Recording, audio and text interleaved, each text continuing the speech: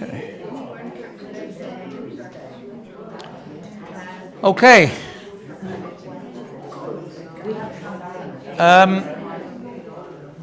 Sorry, 1 second. Okay, we're going to start. Everyone ready? Yeah, we ready? Daisy, we ready? You ready? Yep, okay. All right, good morning.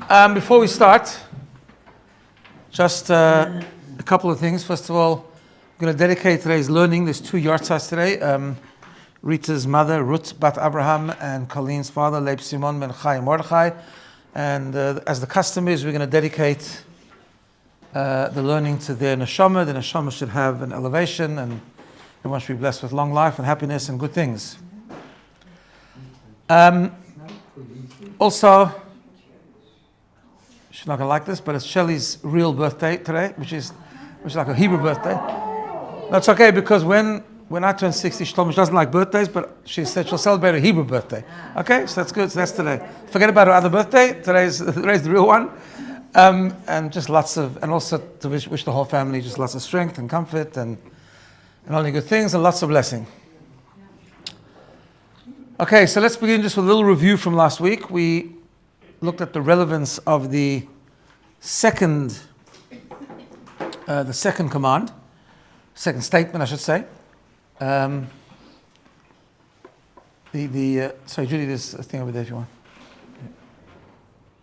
There's a, yeah, there we go. Come here. Which we said is not to have idols, and we said most people don't actually serve actual idols today, but we talked about the idols within ourselves, which is fame, honor, money, power, and pleasure, and so on. These are all inner idols which you have to work on. We talked about the whole idea of emunah again, how you have to nurture it every day, particularly even when things are good. And that was one of the key ideas that we talked about expressing emunah through gratitude when things are going well, to recognize that everything does come from Hashem, and then it makes it easier when we have a challenge to accept it, and also to have bitachon and trust for the future. Then we talked about the third command, which was do not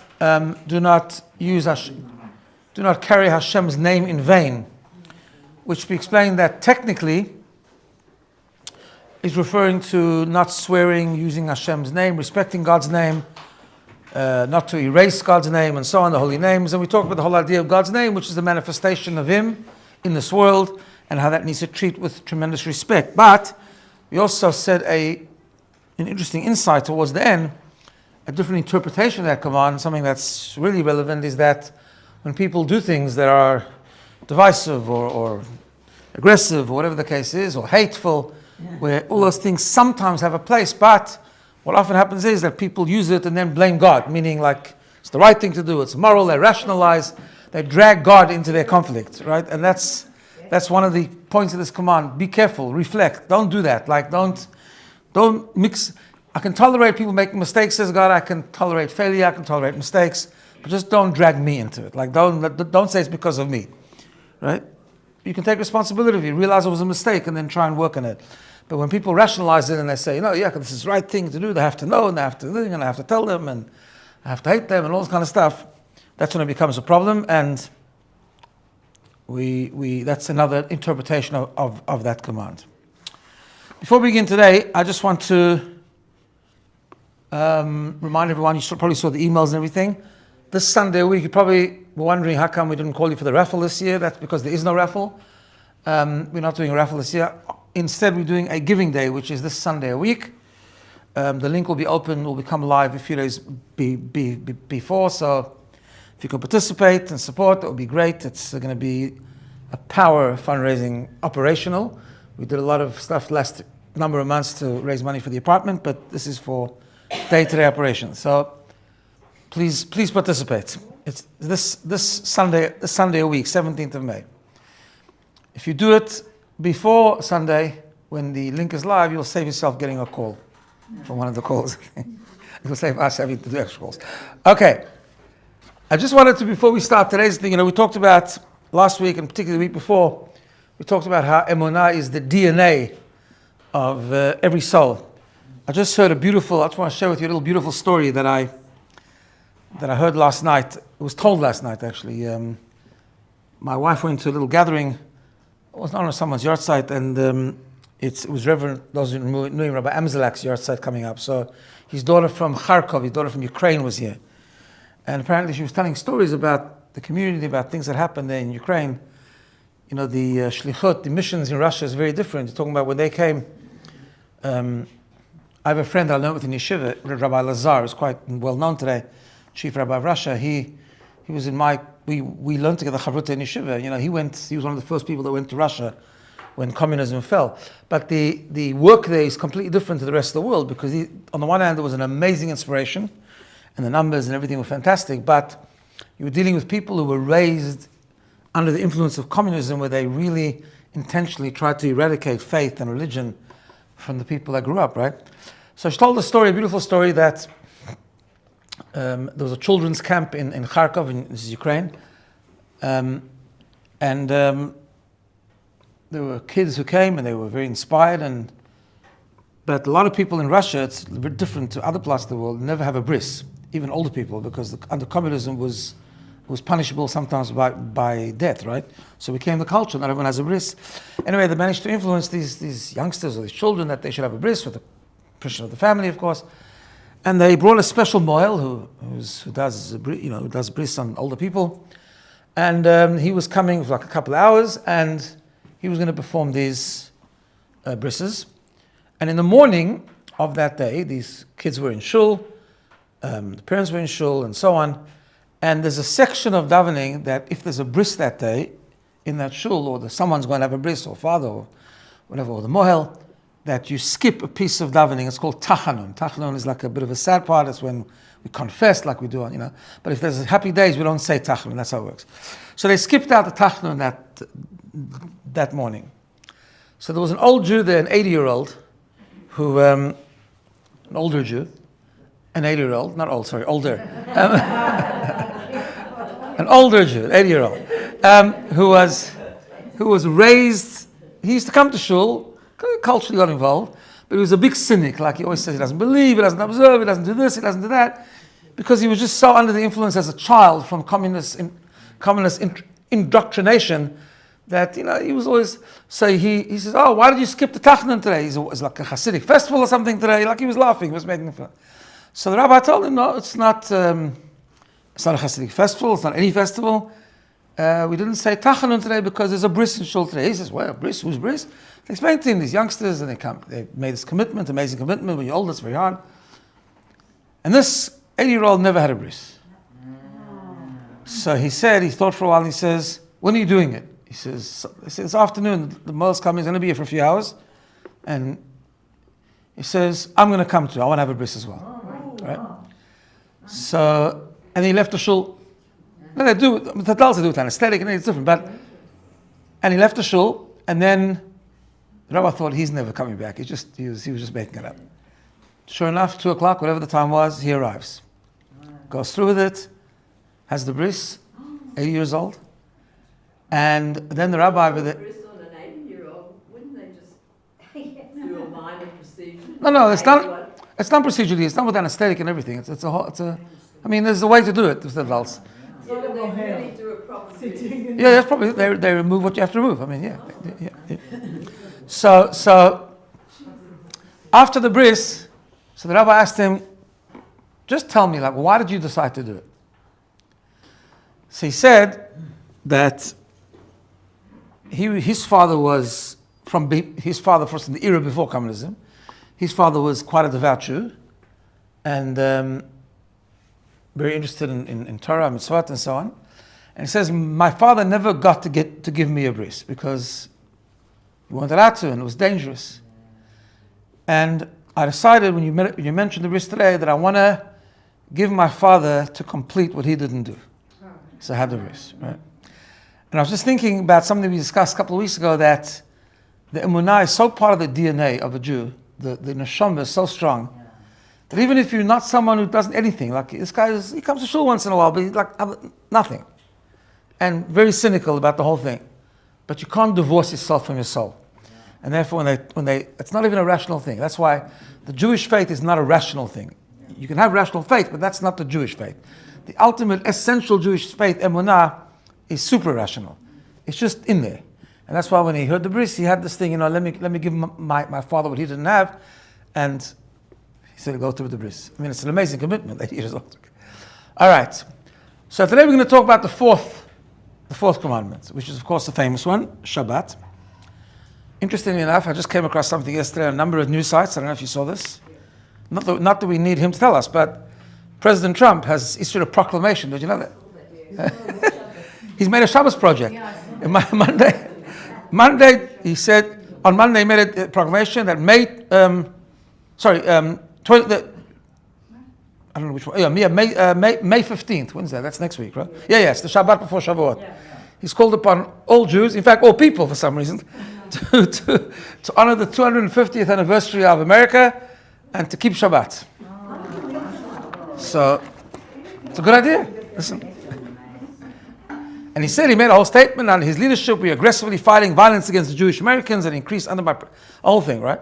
So, it's a good commandment to talk about. Not that a source of Shabbat is President Trump, but it was just interesting. It came, as I was preparing this, it popped up. So what I want to do, we've talked a lot about through the years different ideas of Shabbat, which we'll repeat some of them today. But I want to just share a few ideas based on the Torah, which is, just want to share a few ideas that really carry very important life lessons in general, not just the Shabbat lesson, and help us grow spiritually, become a better person, godly person, and so on. A couple of things, I think it's 3 or 4 things I want to share with you, if time permitting. So the first thing is what Shabbat really is. What is the experience of Shabbat, right? Or what does it stand for? Many, many things, of course. But one of them is the concept we've talked about before, but let's go through this again. It's good to revisit it, since we're talking about the 10 Commandments. Is the idea of being in the world of being rather than the world of doing, right? So we have 2 worlds.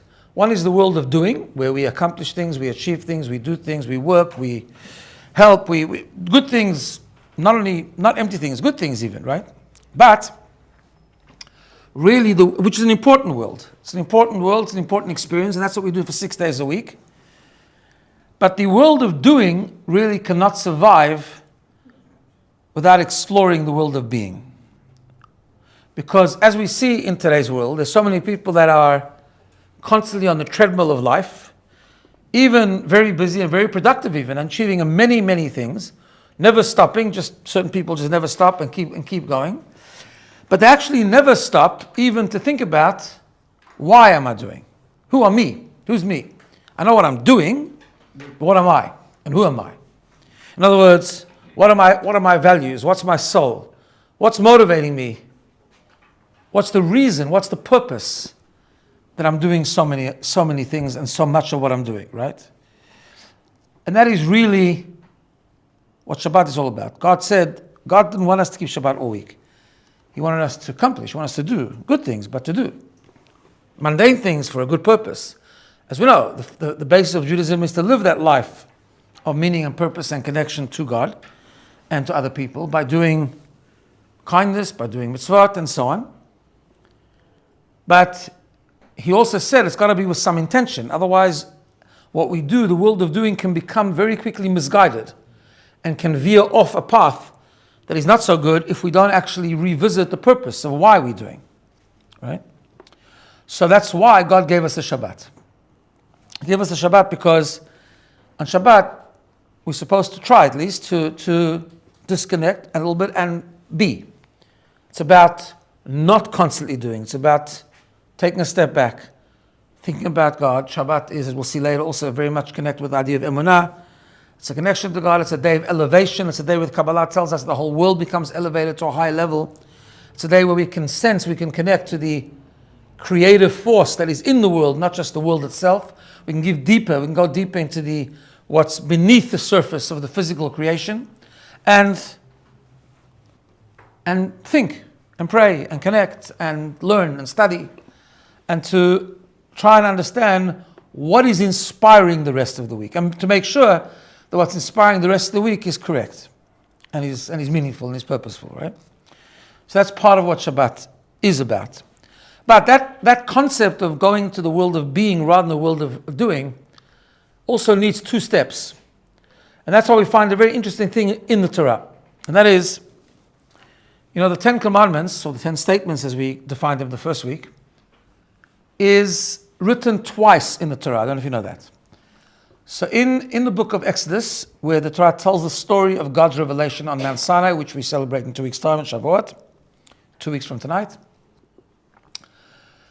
we, in that story, in the book of Exodus, that's where the 10 Commandments are written. It's part of the story of the revelation at Sinai.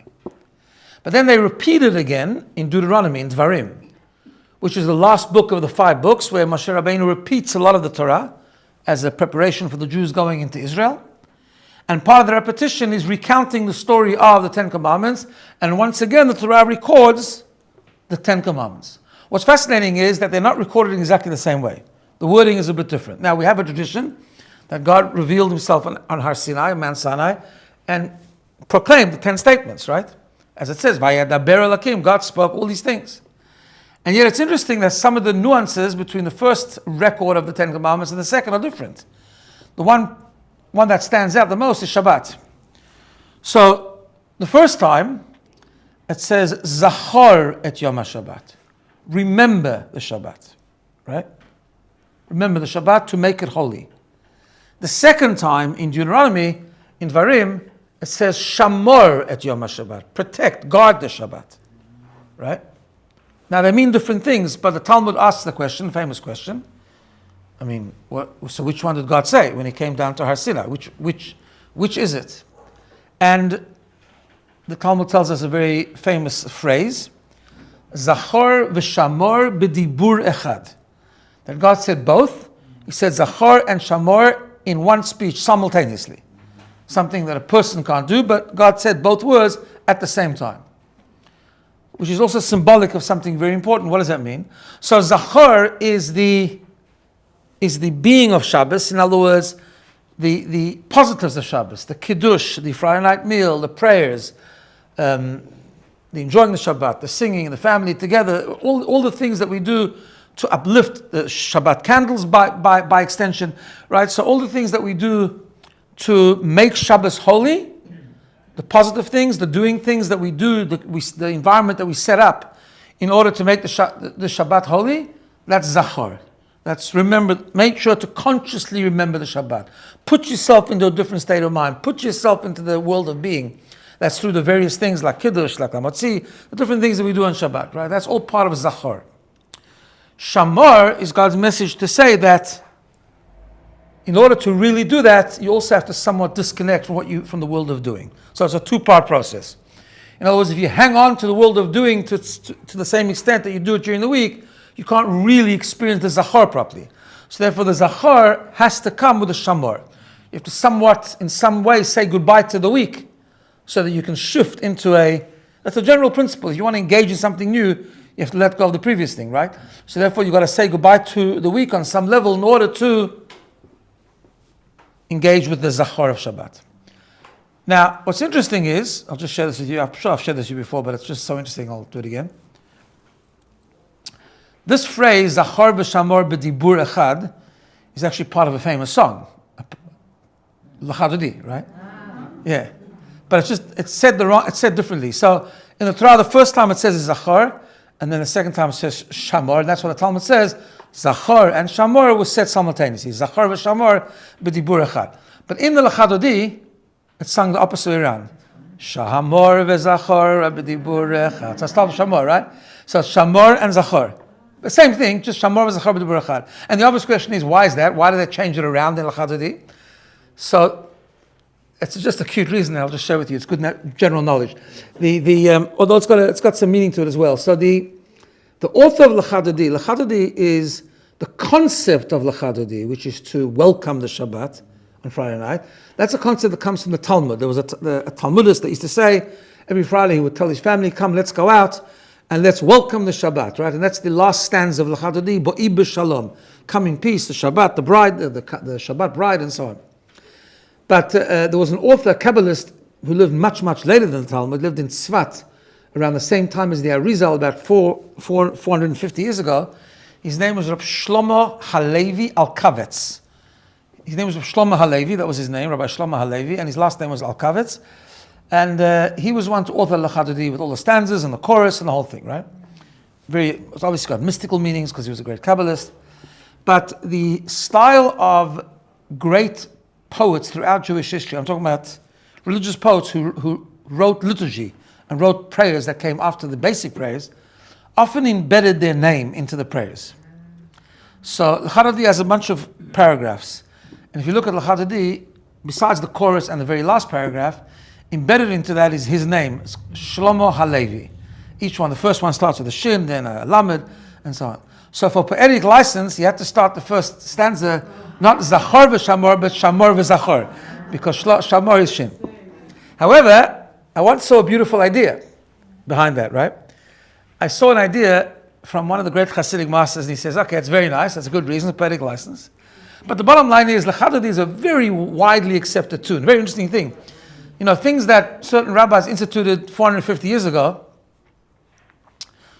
sometimes they only get accepted in certain communities. It becomes the custom of...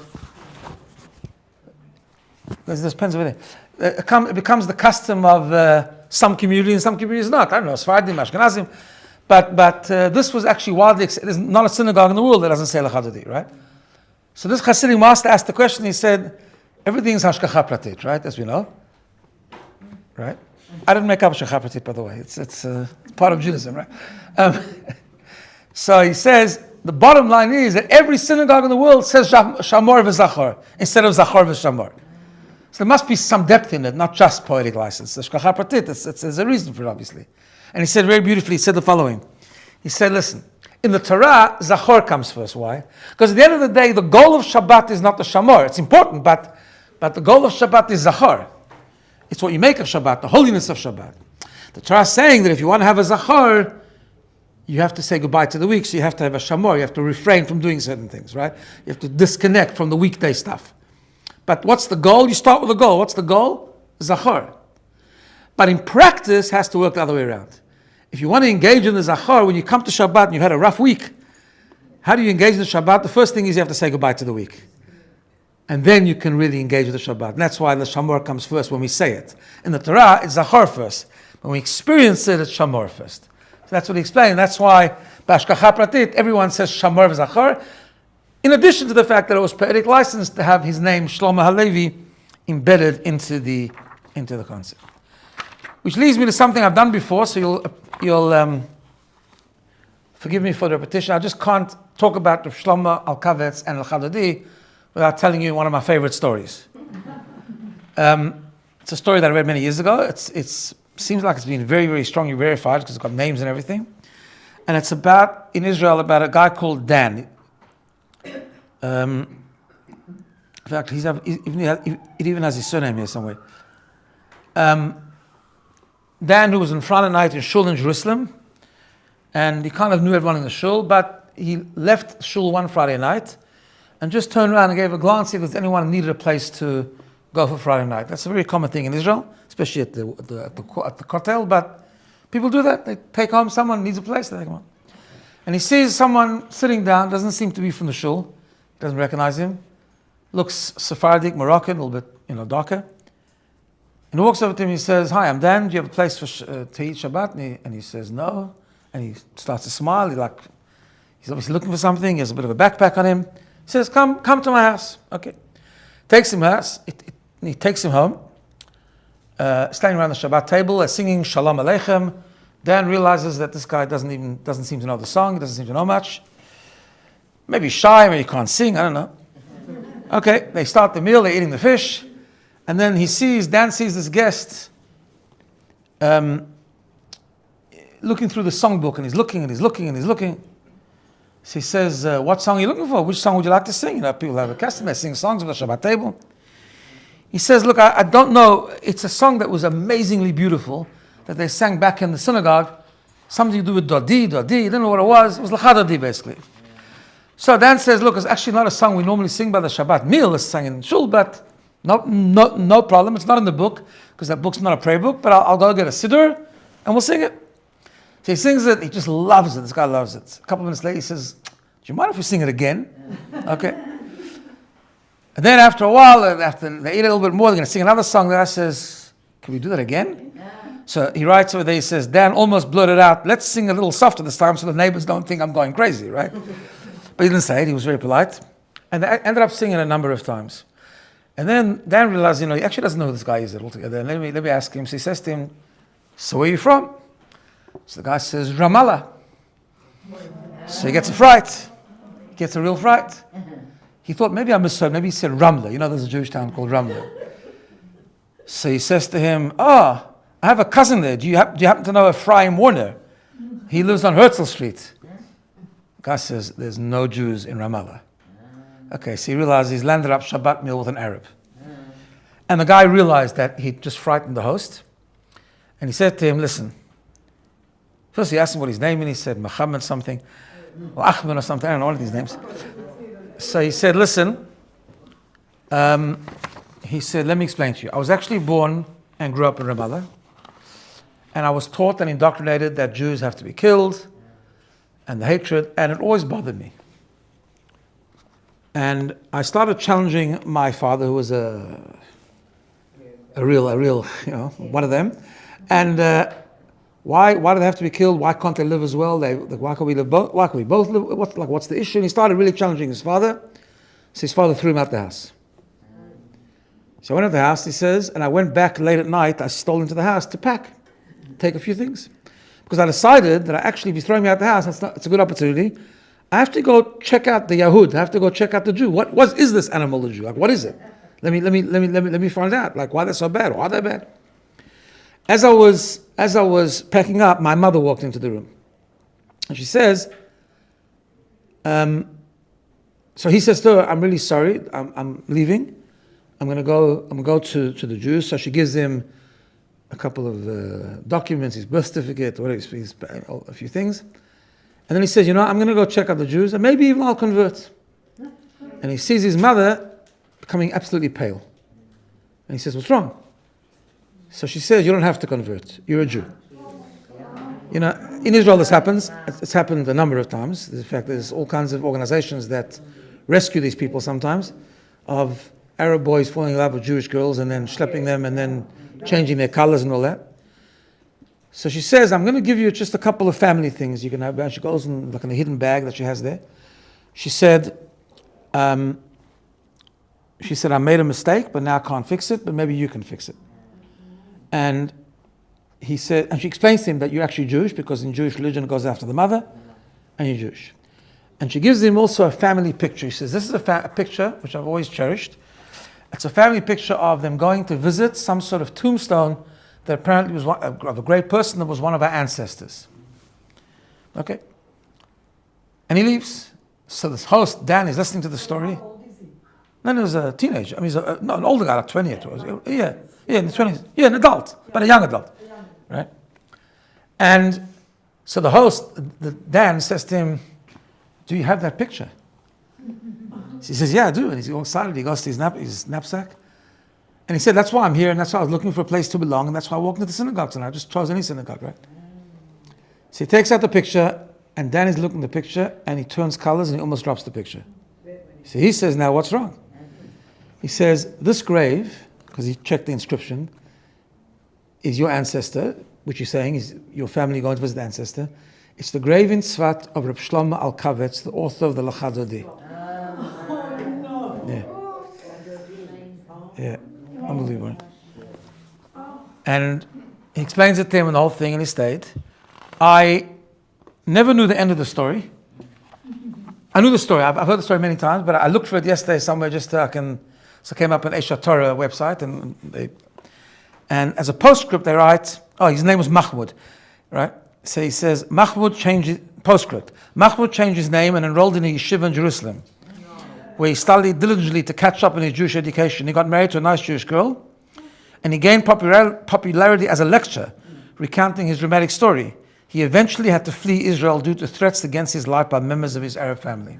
So I don't know where he's living now, but he's a proper Jew, and he's living as a Jew. So tell me there's no soul, right? Yeah. Anyway, it's a good Shabbos story. And it's the story of the Chazadi. Okay, so that was the first thing I wanted to share. So the concept of the world of being, which requires detaching from the world of doing, and that's really what Shabbat is. And the truth is, that's so true. I mean, obviously it takes place on Shabbat, and that's the opportune time to do it. But actually, it's a general principle in living, right? That we just need to stop sometimes. Being in the treadmill, doing good things is excellent, but sometimes we have to try just to inspire ourselves, go deep into our soul, understand what is it that's motivating us and inspiring us to do the things that we do. What are our values? What's the why, not just the what? Okay. The other thing I wanted to share with you is something also a bit Kabbalistic, but it creates a beautiful formula around the Shabbat.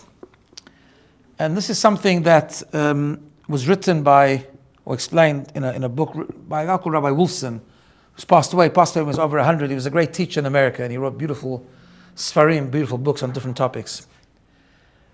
Now, just a bit of context. So on Shabbat, we have the Shabbat meals, right? Now, actually, the Shabbat journey actually comprises of 4 meals.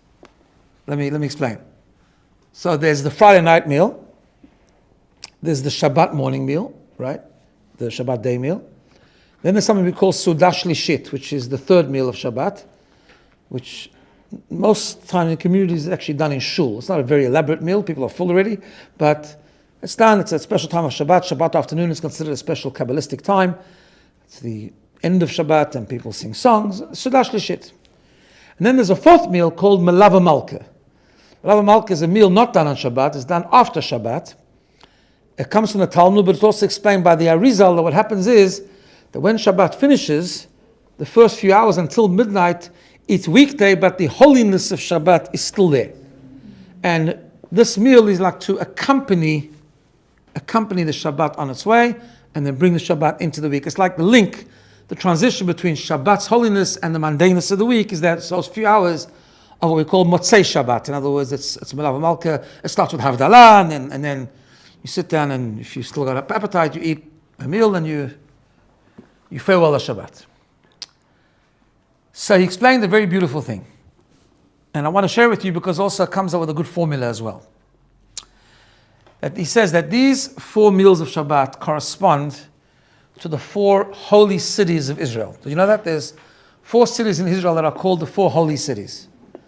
And they are Yerushalayim, Tiberias, Tveria, Tzvat, right, in the north, and Hebron. Those are the 4 holy cities. Jerusalem, Yerushalayim, Tveria, Tiberias, Tzvat, and Hebron. Okay? He took it further and he said that it also corresponds to what we are taught, that the world is made up with 4 foundations. The Rambam talks about it, the Talmud talks about it. The foundation of fire, water, wind, and dust. Those are the 4 primary elements of creation. That's what we learn. How does it all come together, and what does it all mean? So he explains the following. The Shabbat, the Friday night meal, it's a very beautiful Shabbat concept. The Friday night meal corresponds to Jerusalem because it's the meal of fire. Okay. Now, what's Jerusalem got to do with fire? Anyone knows about Jerusalem? It's a very inspiring place, right? It's an inspiring place. There's even some, I don't know how accurate it is, but there's even some research about something called the Jerusalem syndrome. I don't know if you've ever heard of it. People come to Yerushalayim and they get very inspired, and sometimes in an unhealthy way, but for the most part it's good. And it's a very, very, you go to the Kotel and the singing and the Friday night, right? And the way we conduct the Friday night meal is also done the same way. It's more about inspiration. We light the candles, which is light and fire. It's the singing, it's the Zmirot, it's the getting into the Shabbat. It's getting like pumped up for the Shabbat experience, right? That's what the Friday night meal is. So the Friday night meal corresponds to fire, which therefore corresponds to Yerushalayim, and it's the concept of inspiration. That's the idea. Shabbat day, he says, corresponds to water. Why? Because Shabbat day is more about, not so much about inspiration, although it is also, but it's also more about education, knowledge. That's why Shabbat morning we read the Torah. We read more parts of the Torah that we read during the week. And we study a little bit and so on and so forth. And then we share. It's more, less singing maybe, and more divrei Torah, more words of Torah. It's about learning. Shabbat morning meal represents the learning, which is why it corresponds to water, because the Torah is compared to water. As we know, many places that Torah is compared to water, which also is why it corresponds to the city of Tiberias. Tiberias is a water city, right? We know it's a lot of waters there. It's hot springs and resorts and places to swim and all that kind of thing. And also it was the seat for many years when the Sanhedrin, the center of learning, had to go away from Jerusalem. It was very prominently in Tiberias for a very long time. So it was the place of learning. That's the place of Torah, place of water. Now the Kabbalah tells us that the third meal of Shabbat, which is always less physical, in other words, those who eat the third meal of Shabbat, it's like a very toned down meal. Those who do it in shul, it's like they give you a couple of rolls and a bit of sardines or something. It's not a very elaborate meal. Why? Because actually the end of Shabbat is much more mystical than the rest of Shabbat. It's the deepest part of Shabbat, we are taught, and that's why it's such a special time, and it's very mystical. And that's why the third meal of the Shabbat corresponds to tzvat, which corresponds to wind. Now, it's very interesting because wind is not tangible. It's less physical, right? Now, first of all, I don't know if you know anything about Tzvat, but first of all, it's a very airy city. Second of all, it's a very mystical city. Positively and negatively, by the way. The great Kabbalists were in Tzvat, and all the crackpots are in Tzvat. Right? No, it's true. Tzvat people are it's a lot of art in Tzvat, right? It's an irrational city, put it that way. But it's very mystical, right? So therefore, the Sudash Lishit is not so much about inspiration, not so much about learning, it's more about the inner purpose, the inner soul. So when you visit your soul and connect to you go very deep. In other words, you're going deeper than rationale, even deeper than knowledge, deeper than education. And then Shabbat comes to an end, and you have the Melava Malka. And the Melava Malka is a meal you eat to accompany the Shabbat. And that's corresponds to Hebron, and also corresponds to the fourth element, which is dust. What's the idea? First of all, Hebron is a very dusty city, and also Hebron is the first recorded cemetery in Torah. It's all about dust, right? You returning a person to dust, or a person comes from dust, returns to dust, and that's Hebron. What's the idea behind that? The idea is that after the inspiration, and after the knowledge, and after the going deep into the mystical part of our soul, the point is to take it into the week and implement it. So dust is completely the opposite to wind. It's the most tangible thing. It's the most lowest thing. It's about bringing it down to my mundane. It's the symbol of the mundane. And therefore dust is about, now let's make it work. Let's take it into the week and make the week different under the inspiration of Shabbat, right? By the way, it also explains an interesting custom. There's a custom that people have when they eat Melava Malka to tell a story of a tzaddik, to tell a story of a special person. Sometimes the Baal Shem Tov, a different person, whatever the case, to tell a story. What's the idea of a story? Because, in Jewish tradition, telling stories of great people is very, very prominent. It features a lot. It's a very important thing. Why? Because we are taught like this, that when you learn the concepts of how you're supposed to live. When you talk about a great tzaddik or a great leader, a great head of a yeshiva, or whatever, or from the Talmudists, what they taught is what they taught, the Torah is what they taught, but the story is how they lived, how they implemented the teachings, right? And that's why by Melava Malka, which is about dust and how to implement it, you tell a story. So kind of the idea of is putting it into practice, right? So those are the four cities, and those are the four elements, and those are the four meals of Shabbat. But they create a really important formula. And the formula is that if you want to grow and you want to graduate to the next level of being a better person, a more spiritual person, a more godly person, you always have to go through these four cities, even if it's not Shabbat. First of all, you have to be inspired. And you have to seek inspiration. Right? And inspiration normally comes from something else. So you have someone teach you, you experience something beautiful, you go into a beautiful kumzitz, I don't know, whatever it is, right? You go into an environment where you can receive inspiration. But inspiration itself is always the start, but it's not good enough. In Jewish practice, as we know, we've talked about this so many times, knowledge, education. You have to know. You have to know the reasons for things. You have to know why we do things. You have to know, because when you learn things, you internalize it. It becomes part of you. You understand it. You relate to it.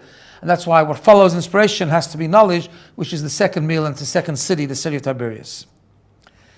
Once you have knowledge in sort of more intellectual way, then it's time to go deeper. You have to go deeper and understand the mystical side behind it. You have to understand the depth behind it. You have to understand the depth of your soul. You have to connect to your soul. You have to connect to your deep faith, your deep emunah of why you want to live this way, or why you want to do this, or why you want to understand this, and so on and so forth. And then, of course, the final step is, all the first three things are very nice, but the final step is you've got to put it into practice. So that's the formula, a formula, one of the many formulae that come from Shabbat, which I thought I'd share with you. Okay. I want to spend the rest of the time just looking at some other aspects of Shabbat, which also have beautiful messages. First of all, just I'm sure I've shared this with you before, but just a interesting thing is the foods we eat on Shabbat have to do with Shabbat. You know that. I actually put it on the handout. Just if you know a little bit of Hebrew, we often talk about the idea of gematria. So if you ever look like 2/3 down the way, we talk about wine. Of course, you make kiddush, challah. And then there's this concept of on Shabbat to eat fish and meat. In other words, it's called basar v'dagim, right? It's Shabbat foods, whatever. So there's a gematria system in Hebrew. So we have gematria in Hebrew. Gematria is part of Jewish tradition, right? Jewish learning. Has things are hinted in different ways. So there's different types of gematria. A normal gematria means you take the letters of the word and you just add them up and you come with a number, right? But then there's another kind of gematria which is, it's called the small gematria, where you find out the number of the word and then you reduce it to a single digit by adding the letters together, right? So if you take the main foods of Shabbat, you'll see they all come out to be 7. How so? Yayin is Yud, Yud, and Nun, which is 70. So bring it down to single digit is 7. Chala is Chet, Lamed, Hey, which is 8 and 5 is 13, and 30 is 43. 4 and 3 is 7. Right? Dag, of course, is 4 and 3, which is 7. And Basar, meat, is 700 and, no, not 700, sorry, 200 and 300, 502. It's 502. Also, you add up the things, it's 7. So that's how the Shabbat, and there's a couple more ways like that also. I think soup is also like that. Marak, once we worked it out, Marak is it Marak? Yeah, is 340. Yeah, 340. It's also 3 and 4 is 7. No, 3 and 4 is 7, yeah? Oh, 3. Yeah. What is that? Marak, Yeah, 3. Marak is 100 and 200, 300. 340, yeah. So 340 is just 3 and 4 is 7. 0 doesn't count, right? Yeah. Okay, so that's just an interesting thing. But why do we make, sorry? 7 days of the week, Shabbat. 7, yeah. 7th day, Shabbat, right? Interesting. Nothing's by chance. Now, what is the idea? So let me just talk about Kiddush and the challah that we have. So Kiddush, right, is an interesting, why do we make Kiddush? So first of all, the Torah says that's part of Zachor. Zachor, you have to remember the Shabbos when it comes in to sanctify it. In other words, Kiddush is when we start the Shabbat experience by sanctifying the Shabbat. Chief Rabbi Goldstein from South Africa wrote a book on Shabbat. There's a lot of interesting stuff in there. And he talks about also Shabbat building a relationship with Shabbat. Because there's a very fascinating midrash that says that God created the world, each day had a natural partner. So Sunday and Wednesday are connected. Why? Because Sunday created light, Wednesday created the sun and the moon. Monday and Thursday were connected because Monday he split the upper water and the lower water, and then of course on Thursday he created fish. So it's fish and water that's connected, right? And then he says it's Tuesday and Friday, because Tuesday he revealed the dry land. Friday he created the animals and people that walk on dry land. Okay. But he says Shabbat was left without a soulmate. So Hashem said, I'll give it to the Jewish people and they'll be the partner of Shabbat. So it's like that marriage between the Jew and Shabbat. And he says that's why one of the reasons we make Kiddush. Because under a chuppah, when a man marries his wife, the first part of marriage, the betrothal, is called Kiddushin. to sanctify it, to consecrate that. And it's like the groom says to the bride, Harei at mekudeshet, you are consecrated to me, so to speak. You're mine. We're exclusively in an exclusive relationship, and that's the idea of kiddush. When Friday night comes, you kind of building a relationship with Shabbat. Now, Shabbat's made out on wine. Kiddush is made on wine. Wine is very significant in Jewish tradition, partly because the concept of wine is, besides having the numerical value of 7, it also has a numerical value of 70, which is the same word as sod, secret. Because Shabbat is the idea of going deeper. What is wine? If you take a grape, it's just a fruit, like any other fruit. But when you extract that which is hidden in the grape and you process it, you develop something very powerful, right? Which is why the Talmud tells us, Nichnas yayin, if wine comes in, it says, so the secrets come out, which for some people is not good news. But it's the idea of going deeper. It's the idea of revealing that which is hidden. And that's what Shabbat is. Shabbat is taking a world which we experience all week and thinking about it and revealing and connecting to the deeper dimension of the world, the hidden, godly, creative power which is in the world. Another very interesting thing about Kiddush is that it's also a tikkun, it's rectifying the very first sin. So there's many, I've told you this before, there's many opinions about what the first forbidden fruit was in Adam and Eve, but there's a very prominent view that it was a grape.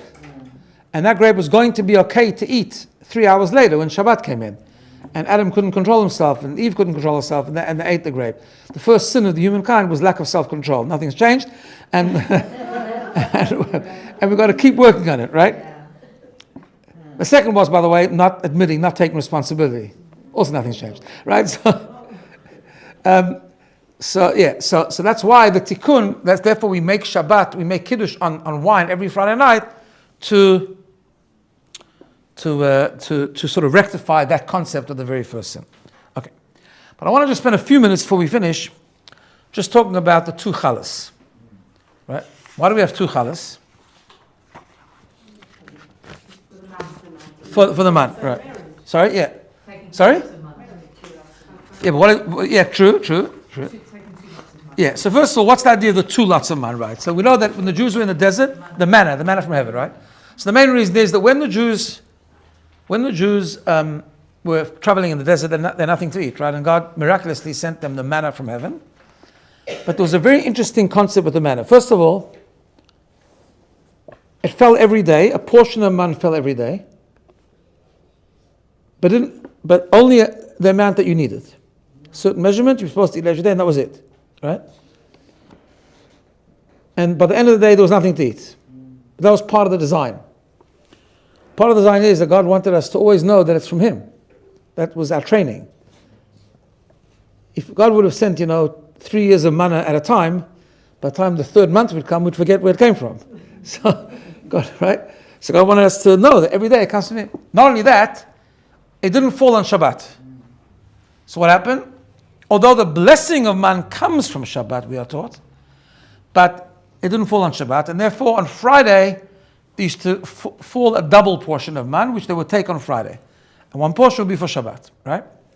Which is why on Shabbat we do many things connected to the man. One of them is the 2 challahs. So the 2 challahs represent the double portion that fell on a Friday, which is also one of the reasons that we cover it with a covering, a challah cover, because we've got a tablecloth underneath and a cover on top, because when the man fell in the desert, at first dew fell, there was a covering of dew, then the manna, and another covering of dew over the manna. So that's like the challahs and Shabbos, which are in the middle, they're the man, double portion, the tablecloth underneath, the tablecloth on top, and that's why we have the man. Okay, we have two challahs. But it's also connected to a very fundamental concept of Shabbos, because what was the man all about? The man was all about emunah, right? Knowing that it comes from God. And that to teach us that the food that we eat now, which doesn't come from heaven, also comes from heaven. Only God, right? Which is interesting, by the way, because at the end of Shabbat meal, and whenever we eat bread, we bench, right? Bench has a number of blessings. The first blessing actually was composed by Moses, Moshe Rabbeinu, to thank God for the man, right? They benched in the desert. They said the first bracha of benching, to thank God for the food that came every day. And the commentators asked the question, okay, that's very nice, but we don't have man today, so are we still saying the bracha? And the answer is because we do have man today. Even though today it comes from the ground and we plow and it grows, but it's still only God. It's the same source. It just today it comes in a way where we can be fooled to think that it's all our efforts. But it's not. Everything's from Hashem. And that's really Shabbat's all about. Shabbat is about the 6 days of creation. It's about belief in Hashem, that He created the world and He's the source of all blessing, right? Which is the concept of the man. And the concept of emunah, the concept of knowing that everything is from Hashem. We have to do something. We have to, of course, make the vessel. God wants us to work through nature. But it's like, I think I mentioned this the first week, the Talmud says that the way a Jewish person works in the farm, which is symbolic for everything we do, is that he sows the field and he believes in God. Because he knows that it's not his sowing that's going to make it happen. If God doesn't want it to grow, it won't grow. You can sow from today till tomorrow. But he has to want, and it all comes from him. So that's what the man is about, and that's what Shabbat's all about. Because Shabbat's about emunah, it's about God created the world, He's a source of blessing. And Shabbat is a time to strengthen our emunah. It's one of the concepts of Shabbat, right? So, that's a very interesting thing. So it comes out, the Talmud discusses it. It's not clear actually. First of all, people always think it was black because in Yiddish, poppy seeds is called mon. But actually it wasn't black, it was white. And it was like according to the Talmud, it seems like it was a big like a cracker sort of consistency. Like big white crackers. It was a kind of a spiritual food in a way, but it was a physical food also, obviously. And it had a natural taste, but you could you could wish for it to taste anything. You know that? Yeah. That was the man, yeah. They had all tastes, except for a few things. The few things didn't taste like. What? Like what? Like onions didn't taste like. Because apparently then it was dangerous for pregnant women. And that's what didn't taste like. Onion and a few other things. Sorry? Yeah, add the own flavor, exactly. Right, yeah, that was the man. Yeah. Salt? Oh, okay, that's a whole discussion. I'll do it a different time. Because we almost have to finish. I want to just mention one more thing before we finish. Right? Another idea about the two challahs. And that's what Shabbat helps us do. Shabbat, we bring godly consciousness into our life, right? And we all operate in two worlds. We have the heaven world and the earth world. We have our spiritual part, our spiritual experiences, and we have our physical experiences, right? And one of the things Shabbat helps us do is to understand that we have to integrate the two. That's why we take two challahs, because they present the two worlds in which we live, and we put them together and we make a blessing. Just to highlight the concept that Judaism is very much about not escaping the world, but bringing God into the world and learning how to do everything normal, like business, like eating, like sleeping, like recreation, whatever it is, but to do it in a meaningful and purposeful way that it's godly, right? And that's what God gave us the Torah to show us how. But about not making that separation between the two worlds, and that's hinted by the fact that on Friday night, especially, we take the two challahs, put them together to show that we are merging the two worlds. That Shabbat reveals this godly consciousness, which you're then able to take and put into everything that we do, even during the week. Because then Shabbat has this inspiration that flows through the whole week to allow us to make the whole week like a Shabbat type experience. In other words, a godly conscious experience, right? One last question. Why do you put the challah in salt? So, it was asked the question, yes. So, very quickly, because I gave once a big part of the show, I gave a shiur once, remember, I gave a shiur on salt once. But the concept is that the water that goes into the challah represents chesed. One idea is that you need a little bit of gevurah also. Chesed without gevurah doesn't work. And salt is a symbol of gevurah. That's why it preserves a lot and things like that, strength. So it's a little bit of salt, because the main thing always has to be chesed, but you have to integrate the gevurah as well. And that's why chesed and gevurah come together. All right, next we're going to go to the fifth commandment, which is a fascinating commandment. Salt? Yeah. Not that I know of. Possibly. Maybe not. I've never saw that, but sorry? Really? Could be. I've still a lot to learn.